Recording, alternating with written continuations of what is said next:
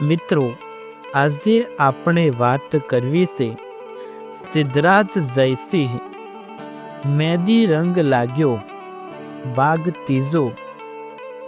દડમઝલ કૂચ ચાલે છે, બાબરો ભૂત। રાજા સિદ્ધરાજ જયસિંહ અને તેનું મંડળ પાટણ તરફ આવી રહ્યું છે। દુર્લભ સરોવરની પાળે પાટણ વસ્યું છે। પટણીઓની મૂછે લીંબુ લટકે છે। પાટણની સુંદરીઓ ગુજરાતમાં જાણીતી છે। ગાવામાં એવી, દેખાવામાં એવી, આચારમાં એવી અને વિચારમાં એવી, પાટણની શોભા પણ એવી। નગરને ફરતો કોટ છે। લોકો કહે કે એવો મજબૂત કે કલયુગ પણ અંદર આવી શક્યો નથી। એટલે લોકે સાચા બોલા છે, પર ગજુ છે, પરામી છે, સ્ત્રીઓ શીલવંત છે। ગઢની ચારે ફરતી સુંદર વૃક્ષોની વરમાળા છે। એને ફરતી ઊંડી ખાઈ છે। એ પછી નવ્યા ને ગવ્યા નદી માતા સરસ્વતી છે। ગવ્યા એટલે ગાયોને અનુકૂળ, ઘાસ ચારાવાળી, અને નવ્યા એટલે નાવોને અનુકૂળ, કાંઠાને બેટવાળી। સરસ્વતીના કાંઠાના ખેતરોમાં ખેડૂ કન્યાઓના મીઠા ગીત સંભળાય છે। એ નિર્ભય રીતે હરે ફરે છે, કોઈની બીક એમને નથી। પાટણ તો બસ પાટણ જ છે। લાખોપતિને મેળીએ દીવા બળે છે અને કરોડપતિની હવેલીએ ધજા ફરકે છે। લક્ષ્મી પણ એમની, ઉત્સવ પણ એમના, હરીફાઈ પણ એમની, ધર્મ પણ એમનો ને કર્તવ્ય પાલન પણ એમનું। અહીં ચારે તરફ આશ્રમો છે। આશ્રમોમાં વિદ્યા ભણાવાય છે। અંગ વિદ્યા, શરીર વિદ્યા અહીં ભણાવાય છે। પંડિત માટે રાજ તરફથી મઠ હતા। વિદ્યાર્થીઓ માટે છાત્રાવૃત્તિ હતી। જે નામ કઢે એને રાજ તરફથી સુવર્ણ કંકણ મળતા હતા। દેવ મંદિરો કલાના ધામ હતા। મંદિરોના આંગણામાં નાટકો ભજવતા રાજા રંક સાથે બેસીને તે જોતા હતા। પાટણ એ પાટણ હતું। દુર્લભ સરોવરને આરે વસ્યું હતું।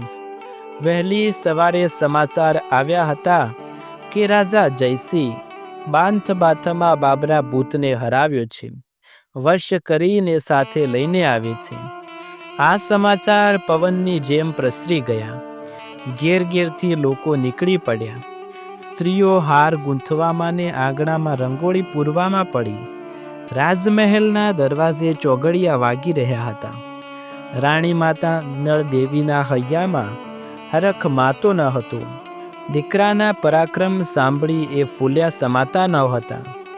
એમણે હંમેશા ભગવાન સોમનાથને પ્રાર્થના કરી હતી કે દીકરા દેજે તો દી વાળે એવા દેજે।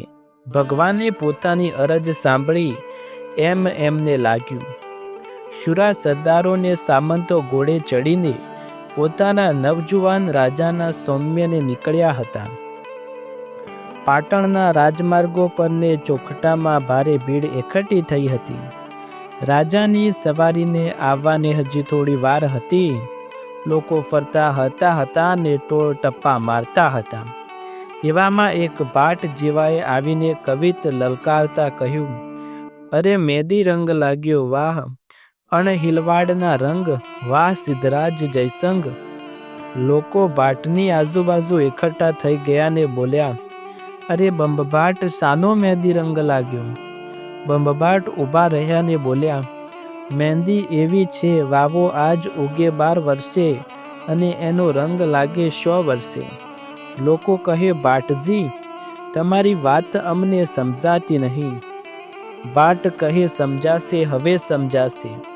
અરે વીર વનરાજે મહેંદી વાવી, મહારાજ મૂલરાજે એને ઉગાડી, પણ રંગ તો આ સિદ્ધરાજ જયસંગ લાવશે। ખરો ભાયડો, બળનો દીકરો, સિંહાણનું સંતાન, વાહ ભાઈ વાહ। લોકો કહે, અમને માંડીને વાત કહો। બારોટજી મહેંદી કોણ વાવી, કેમ ઉગી, અને કેવો રંગ લાગ્યો. ભાટ કહે, તો તમારે મારી સાથે પાટણની પ્રદક્ષિણા કરવી પડશે, દેવાના દેહરા જુવારા પડશે ને શુરાપુરાના ધામની જાત્રા કરવી પડશે. તૈયાર છીએ, હજી રાજ સવારી આવવાની વાર છે. જોશીએ મુહૂર્ત 2 ઘડી બાદનું આપ્યું છે. થાઓ તૈયાર, ચાલો મારી પાછળ. બંબભાટે આગેવાની લીધી એ ચાલ્યા પાછળ બધું ટોળું ચાલ્યું. બંબભાટે એક ટીંબો બતાવતા કહ્યું, જુઓ, આ લખારામ નિગમનો ટીંબો. કાન્ય કુંભાના વેપારી જખ નિગમે અહીં પોઠો પાડી ખૂબ વેપાર કર્યો. એ ઠેકાણે વીર વનરાજે પાટણ વસાવી. આ લખારામનો ટીંબો તમારો મૂળ પાટણ. મહેંદીનું બીજ વાવનારો હતો વીર વનરાજ, ચાવડા વંશનો. ચાપ એટલે બાણ. બાણ ચલાવવામાં ને ચોરી કરવામાં ચાવડા એક્કા. વાહ બારોટ વાહ! જોયો લખારામનો ટીંબો? આગળ ચાલો. આ પંચાસરા પાશ્ચર્યનાથનું દેહરું વનમાં ભટકતા વનરાજે નાનપણમાં 3 જણાએ ઘડ્યો. માતા રૂપસુંદરીએ, મામા સુરપાળે ને જૈન સાધુ શીલગુણસુરીએ. શીલગુણસુરીની યાદમાં એણે આ પંચાસરા પારસનાથનું દેરાસર બનાવ્યું. વાહ વાહ! ખરો ગુરુ ભક્ત! અરે મિત્ર ભક્ત પણ એવો. પાટણ તો 2 હતા, સિદ્ધ પુરાણ પાટણ અને સોમનાથ પાટણ. આ ત્રીજા પાટણને અણહિલપુર પાટણ નામ આપ્યું. અણહિલ એ વનરાજનો જીગરી દોસ્ત. કહે છે કે જાતનો રબારી હતો. પણ નાત જાતનું શું મહત્વ? હરિકો ભજે સો હરિકા હોય, નાત જાત પૂછે નહીં. આ નગર વસાવ્યું ત્યારે સ્વપ્ન આવ્યું કે એક આંબલી નીચે 3 મૂર્તિઓ છે.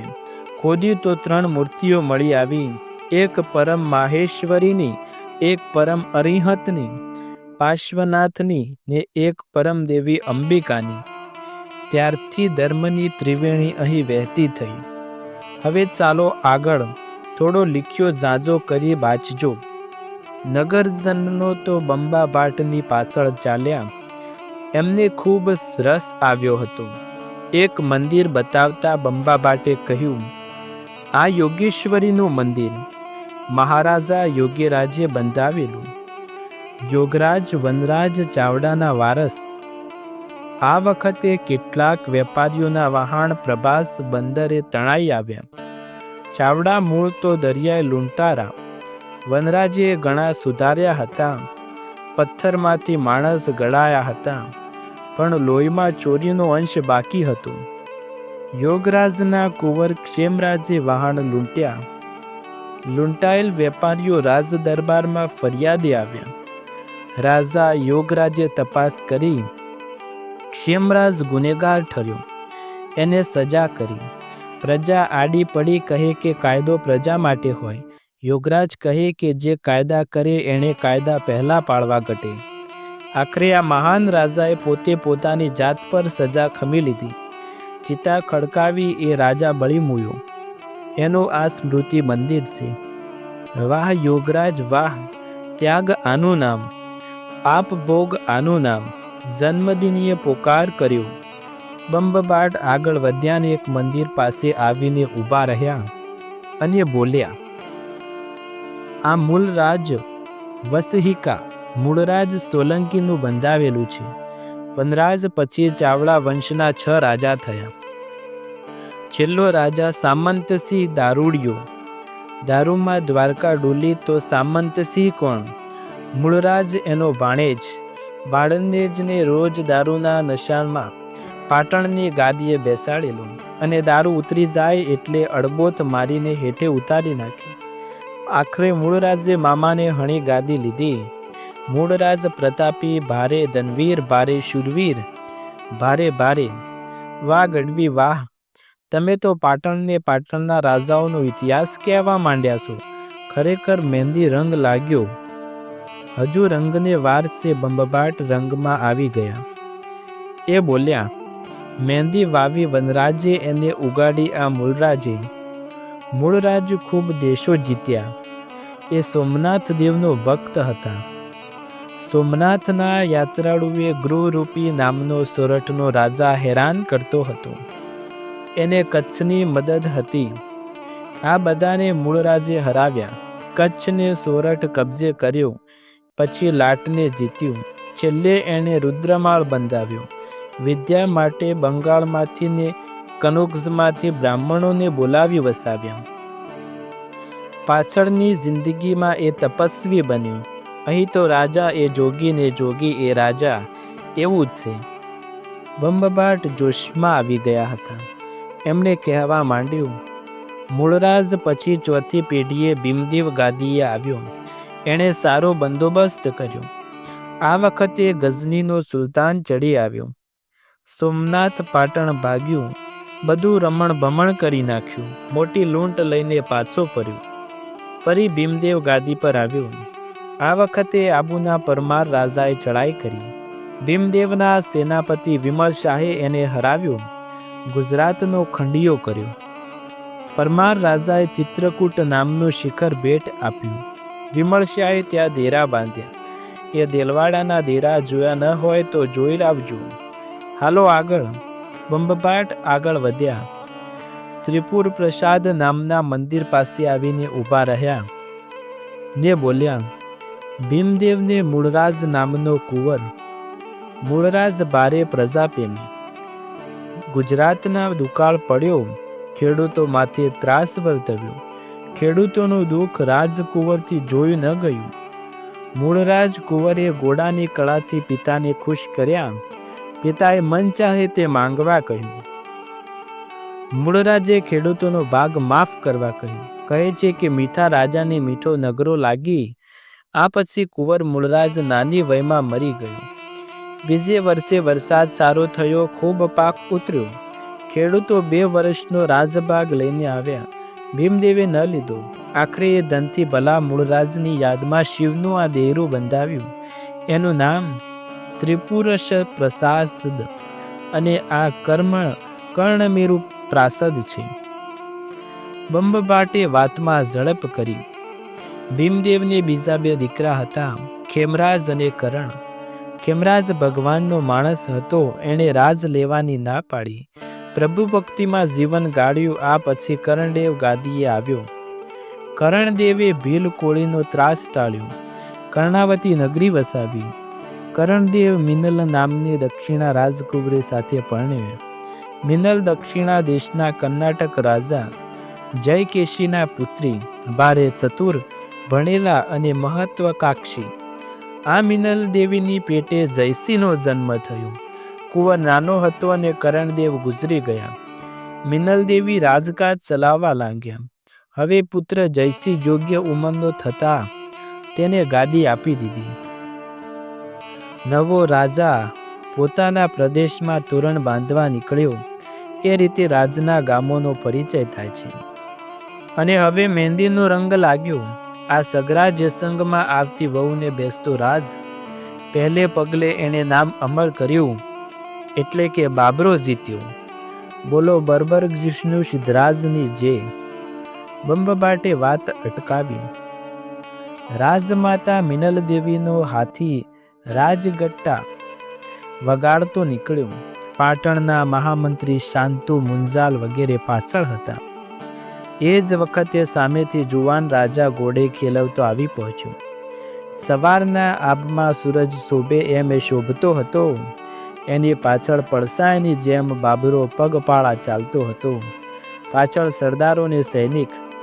જયસિંહે માતાને જોતા જ ઘોડેથી હાથીના પડખે લીધો અને કૂદીને હાથીની અંબાડી પર જઈને માના ચરણોમાં. માએ દીકરાને મોંને ઊંચું કરી બકી લીધી. ગમે તેવો મોટો એને બળ ભલે હોય તોય માને મન દીકરો ક્યારે મોટો લાગ્યો છે. બધેથી જય જય કર થઈ ગયો. પાટણમાં ઉમંગની નવી હવા પ્રસરી ગઈ. માતાએ કહ્યું, બેટા, સ્વપ્નમાં શિવને જોયા હતા. કાર્તિકેય જોયા પરાક્રમી પુત્રની માતા બનાવજે એવી માંગણી કરી હતી. આજે એવો પુત્ર મને મળ્યો. જયસિંહ તો માના પડખામાં ભરાઈ ગયો, જાણે નાનું બાળક. લોકો બાબરા સામે જોતાને કઈ વિચાર કરતા, અરે આ જુવાન બાળકે બાબરાને સાધ્યો. સૌને આ વાત બનવી અસંભવ લાગતી. તેઓ અનુમાન કરતા કે નક્કી કોઈ જૈન જતીએ આપેલા મંત્રથી બાબરાને સાધ્યો, કાં તો પકડીને શીશામાં ઉતાર્યો તો ચોટલી કાપી લીધી. ભલે દેખાય માણસ પણ છે તો ભૂત. જયસિંહ ખરેખર સિદ્ધરાજ છે, મંત્ર તંત્ર પૂરા જાણે છે. રાજમાતા મિનલદેવી પુત્રના માથે સૂંઘતા બોલ્યા, દીકરા તારું શિક્ષણ ફળ્યું. સરસ્વતીના પટમાં હાથી સાથેની તારી કુસ્તી, મલ્લો સાથેની રમત અને પટાબાજીની આજ પરીક્ષા થઈ ગઈ. મને યાદ છે કે આબુની ગાળીમાં વાઘને મારવા તું પાછળ પગપાળો ગયેલો. મેં તને વારેલો. આજ એથીએ વધુ મોટો પરાક્રમ કર્યું. આવા જશમાં કામ કરો અને જુગ જુગ જીવો બેટા. ને પ્રજાએ પણ જયના પોકારથી આબ ગાજી ઉઠી. બાબરો ભૂત એકલો ઊભો આ બધું જોતો હતો. સિદ્ધરાજે એને ઇશારતથી પાસે બોલાવ્યો, માતાને નમસ્કાર કરવા કહ્યું. બાબરાએ હાથી પાસે જઈ છલાંગ લગાવી. એક છલાંગે ઉપર. લોકોને વહેમ બેઠો, રખેને હુમલો કરે, આખરે તો જંગલી માણસને એનો ભરોસો શું. પણ બાબરો રાજમાતાના પગમાં પડ્યો ને પ્રણામ કરીને બીજી છલાંગે નીચે. મિનલદેવી બોલ્યા, રામને હનુમાન હતા એવો સિદ્ધરાજને સેવક થજે. સિદ્ધરાજે કહ્યું, માં એ મારો સેવક નથી, મારો મિત્ર છે. બેટા, સાચો સેવક સાચો મિત્ર જ છે. બંબબાટથી નહીં રહેવાયું એ જોરથી બોલ્યો, વાહ મહેંદી રંગ લાગ્યો, વાહ અણહિલવાડના રંગ, વાહ સિદ્ધરાજ જયસંગ. એ દાડે પાટણમાં વગર દિવાળીએ દીવા ઉજવાઈ રહ્યા હતા. મિત્રો, આગળની વાત હવે આપણે આ જ વિડીયોમાં જાણીશું.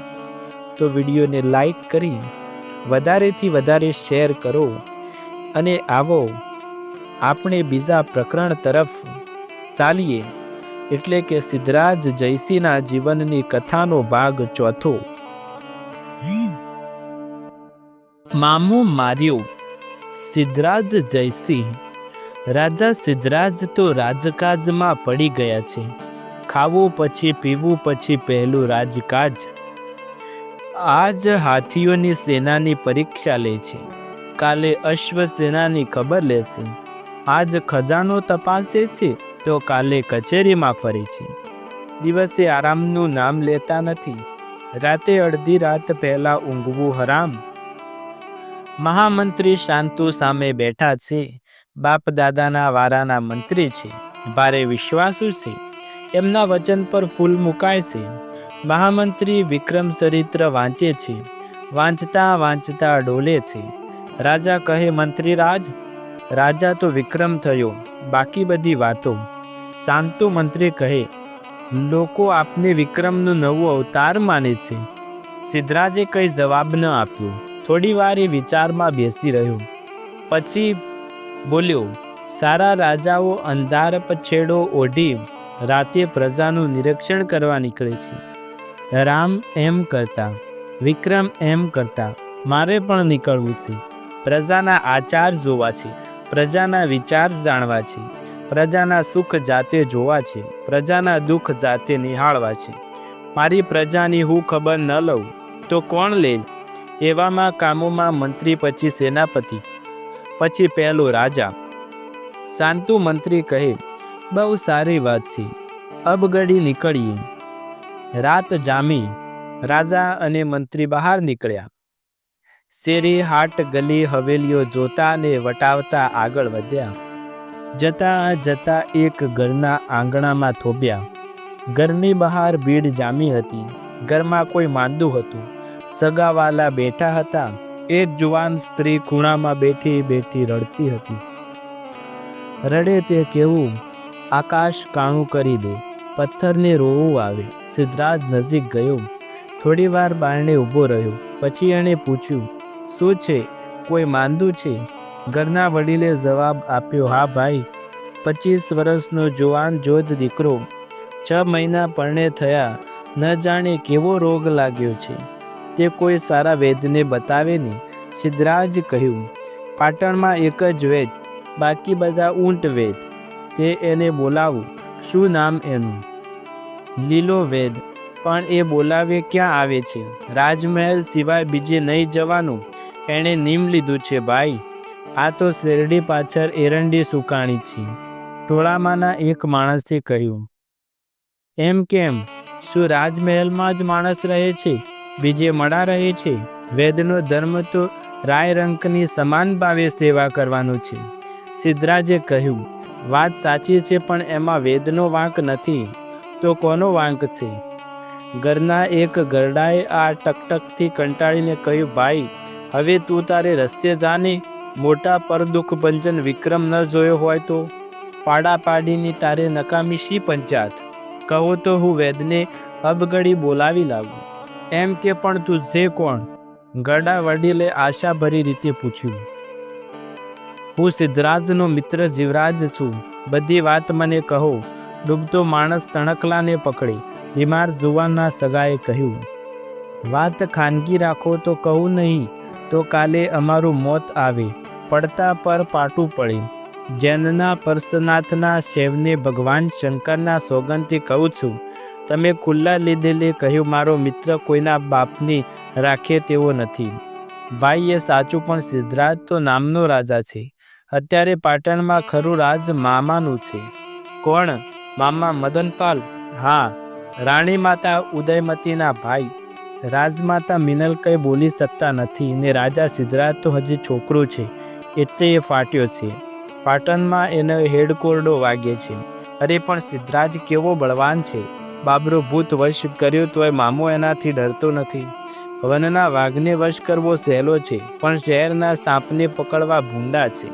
વાત એવી છે કે આ મામાએ એક વાર લીલા વૈદને પોતાને ત્યાં બોલાવ્યા. કહ્યું કે મારો રોગ પારખો. વૈદ્ય નાડી જોઈ પણ રોગ ન પરખાય.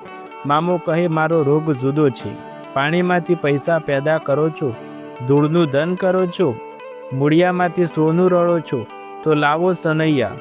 મારો રોગ સુવર્ણ ભસ્મથી જાય તેવો છે. વેદે હાના કરવા માંડી તો શરીર જળો ચોંટાડી, તોય ન માન્યા. તોય ઊંધાઈના રાફડા પર બેસાડ્યા. પછી કહે, હાથીના પગે કરીશ. પાટણમાં મને પૂછનાર કોઈ પાટ્યો નથી. વેદરાજ નાહક જીવના જશોને પાછળ તમારી મિલકત હું લૂંટી લઈશ. ખરો મામો? પછી મામાએ ઓછા વત્તા નહીં પણ 32,000 રૂપિયા માંગ્યા. લીલા વૈદે કાળા ચોર પાસે પણ લાવીને 32,000 રૂપિયા ગણી આપ્યા ને છૂટ્યા. ત્યારથી બીક એવી પેઠી ક્યાંક બહાર નીકળતા નથી. રાજમહેલમાં જવું પડે તો ત્યાં જાય. વારું રાહ જુઓ, થોડી વારમાં તો વૈદને તેડીને આવું છું. જીવરાજભાઈ વાતના વડાથી ભૂખ નહીં ભાગી. ગમે તેમ કરીને વૈદને તેડી લાવજો. દીકરો મરવાનું દુઃખ નથી, પણ આ કુંબળી કળીનો રંડાપો નહીં જોવાય. જીવરાજભાઈ, અમારા બધાનો જીવ તમારા હાથમાં છે. સિદ્ધરાજ એકદમ મહામંત્રી સાથે પાછો ફર્યો અને તરત જ લીલા વૈદની ડેલીએ પહોંચ્યો. વેદરાજે પહેલાં તો ડેલી ન ખોલી. કહ્યું કે સવારે આવજો. સિદ્ધરાજે પોતાનો બુરખો કાઢી નાખ્યો ને કહ્યું, વેદરાજ, પ્રજાના દુઃખમાં ભાગ લેવા એ આપણા બંનેની વૈદ અને રાજાની ફરજ છે. તમારો વાળ વાંકો થાય તો સિદ્ધરાજના નામ પર થૂંકજો. તમારા જીવનો હું જામીન છું.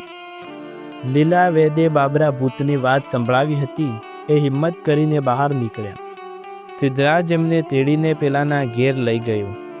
વૈદને દવા કરવા બેસાડાને કહ્યું, રોગી નિર્ભય થાય પછી જ અહીંથી ખસજો. હું તમને પાછો લેવા આવું છું. ઉતાવળ ન કરશો. નાહક મામો માર્ગમાં હેરાન કરશે. સિદ્ધરાજ આટલું કહીને ચાલ્યો ગયો. અંધારામાં ક્યાં ગયો એ કંઈ ન જણાયું. અડધી રાત દવા ચાલી. લીલા વૈદની દવા એટલે કાનમાં કહ્યું.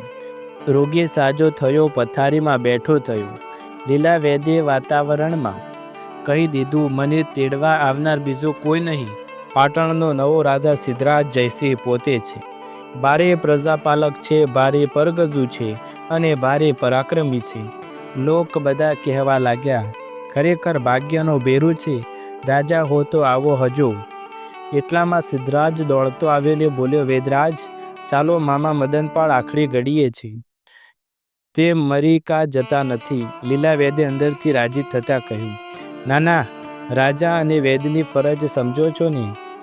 કોઈ 4 મલ્લાઓએ મારીને ગુંદીને એમનો રોટલો ગળી નાખ્યો છે.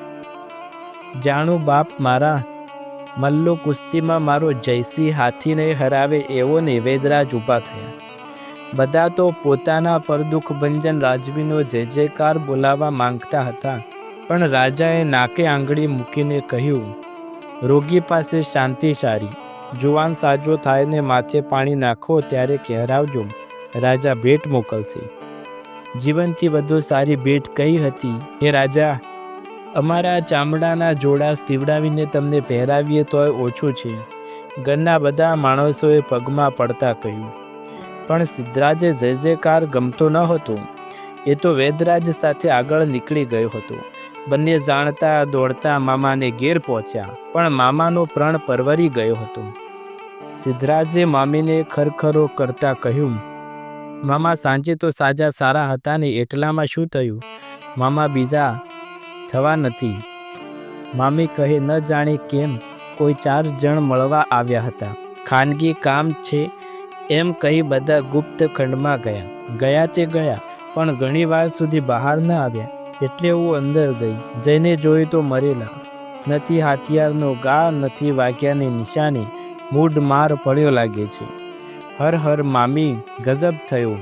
રાજનો થાંભલો પડ્યો. મખમલ મશરૂની પાલખી કરો, હીરચીર ઓઢાડો, પૂરેપૂરા ચંદનથી મારા મામાને બાળો. હું ગુનેગારોને શોધી છોડી દઈશ. આજ તરફથી તમને વર્ષાસન મળ્યા કરશે. મામો થયો છે. સવારે મામા મદનપાલની પાલખી નીકળી. આગળ રાજા સિદ્ધરાજ હતો, મહામંત્રી શાંતુ હતા. સૌથી વધુ એ રોતા હતા. આખું ગામ સ્મશાને ઉતર્યું હતું. આ પાપને ગયેલું જોઈ સૌ મનમાં રાજી થયા. બપોર થતાં વાત ફેલાઈ. સૌને ખાતરી થઈ કે એ મલ સિદ્ધરાજના મહામંત્રી શાંતુનો એમાં સાથ, બાબરાની એમાં મદદ. લોક આવી વાત કરતું. 4 જણ અડધી રાતે મામા પાસે આવ્યા. મામો ચડાવીને બેઠો હતો. મામીને ઢીંકા પાટો કરતો હતો. આ વખતે 4 મલ્લ આવ્યા. એક મગધનો હતો, એક પૂરવનો હતો, એક પંચમહાલ તરફનો અને એક કનોજનો હતો. 4 જણાએ વિનંતી કરી, આપ ખાનગીમાં પધારો, અમે કલાદાર છીએ, કલા બતાવી છે, રાજ દરબારે નોકરી લેવી છે. મામો કહે, ભલે ચાલો. મંત્રણ ખંડમાં. બધા મંત્રાણ ખંડમાં ગયા. પૂર્વી ભાઈઓ કહે, મહારાજ, હું શિર માલિશ ને તેલ માલિશ કરું છું. માણસે જિંદગીભર રોગ ન થાય, ચામડી પર એક કરચલી ન રહે. જાણે નવી જુવાની આવી છે. મામાએ જુવાન દેખાવાનું બહુ ગમે. એ ખુશ થઈને બોલ્યા, ચાલ મને માલિશ કર. બીજો મગધી કહે, અમારી 4ની ટુકડી છે, હું પંગચંપી કરનારો છું. એવી ચંપી કરું છું કે ઊંઘ નહીં આવવાનો રોગ હોય તે ઘસઘસાટ ઊંઘ જાય, અને એવો જાય કે પૂછો વાત. મામાને ગરડાપો ઊંઘ ઓછી આવે. એ કહે, વાહ વાહ, લે કર પંગચંપી. ત્રીજો પંચમહાલી બોલ્યો, હું સુંદર ટાચકા ફોડનારો છું. ગળાનો ટાચકો, કમરનો ટાચકો, આંગળીના ટાચકા, ઢીંચણના ટાચકા. એક ટાંચકે સાદામાંથી વર્ષોનો થાક ઉતરી જાય એવો. મામાની ઉંમર થયેલી, સાંદા ખૂબ દુખ્યા કરે. એ કહે, વાહ તારી વિદ્યા, ચાલ અજમાવ. ચોથો કહ્યો, હું વામનમાંથી વિરાટ કરનારો છું. ઢીંચકા માણસોને એવી રીતે ખેંચું કે લાંબા થઈ જાય. મામા ઢીંચકા હતા. એ કહે, ચાલો, વાતો કર્યો વડ ન થાય. અબ ઘડી તમારી પરીક્ષા. 4 જણા પોતપોતાનું કામ શરૂ કરો. કલાકારો કહે, અમને પછી પાટણપતિના દરબારમાં નોકરી અપાવશો ને? મામા મસ્તાન ઉદરની જેમ ડોલતો બોલ્યો, તમે મૂરખ છો. તમારે પૈસાથી કામ છે કે પાટણપતિથી? પાટણપતિ કલાકારો બોલ્યા, રાજા જેવી કદર બીજો કોણ કરે? અરે મુખ રાજો, પાટણપતિ કહો તો પાટણપતિ હું જ છું. સિદ્ધરાજ તો રમકડાનો રાજા છે. હું ડોક મરડવા ધારું તો આમ ચપટીમાં મરડી નાખું. મિનલ તો બાપડી મારાથી ડરે. મેં કહી રાખ્યું છે, કે ગરબડ કરીશ તો લોકોને કહી કે આ દક્ષિણભાઈ ભયંકર છે, એનો વિશ્વાસ ન કરજો. બસ બધા પથ્થરે એને મારે. વાહ મામા મહારાજ, વાહ મામા, અમારે માટે તો તમે રાજાના રાજ. મામા કહે, ચાલો તમારું કામ શરૂ કરો. મામા પથારીમાં લાંબા થઈને સૂતા. એક પગ લીધા, એકે માથું પકડ્યું, એકે કમર ઝાલી. બધાએ મંડાણા કળા બતાવવા. થોડી વાર તો મામાને બધું મીઠું મીઠું લાગ્યું, પણ પછી તો પગના મસલ જોરથી દબાવવા લાગ્યા. ટાચકા ફોડનારે ગળું ઝાલીને એવું ફેરવું કે મોજ પાછળ ફરી ગઈ. જીભ લોચા વળવા લાગી. ચંપી કરનારે પગ ખૂબ જ જોરથી દબાવવા માંડ્યા ને ત્યાંથી ટૂંકમાંથી લાંબા કરનારે પગ ઝાલીને તાણ્યા. મામો તો લોટની કણનીની જેમ ગુંદાવા લાગ્યું. ગળાનું હાડકું એવી રીતે ખડ્યું કે અવાજ જ ન નીકળે. મામાજી નીંદમાં છે, સવારે ઇનામ લેવા આવીશું. એ ગયા. સિદ્ધરાજે સાંજે માતા મિનળદેવીને પૂછ્યું, માં, સગાવાયેલા પહેલા કે પ્રજા પહેલી? મિનળદેવી કહે, રાજાને પ્રજા પહેલી. રાજાનું સાચું સગાવાલું જ રૈયત. તો માદા મદનપાલે મરાવનાર હું છું. એ રાવણ હતો, પ્રજાને પીડાવનારો હતો. મને ખબર જ હતી બેટા, તે લોક કલ્યાણનું કામ કર્યું છે. ને આમ કહેતા માતાએ પુત્રની આંખમાં કાજળ આજ્યું ને કેશ સૂંઘ્યા. આગળની વાત હવે આપણે બીજા વિડીયોમાં જાણીશું. તમને વિડીયો પસંદ આવે તો વિડીયોને લાઈક, શેર, કમેન્ટ કરજો. ચેનલ પર નવા હોય તો ચેનલને સબસ્ક્રાઈબ કરી અને બેલ આઇકન જરૂર દબાવજો. આવા જ અવનવા વિડીયો જોવા માટે ચેનલ સાથે જોડાયેલા રહો. ફરી એકવાર નવા વિડીયોમાં મળીશું. ત્યાર સુધી તમારા બધાનો આભાર.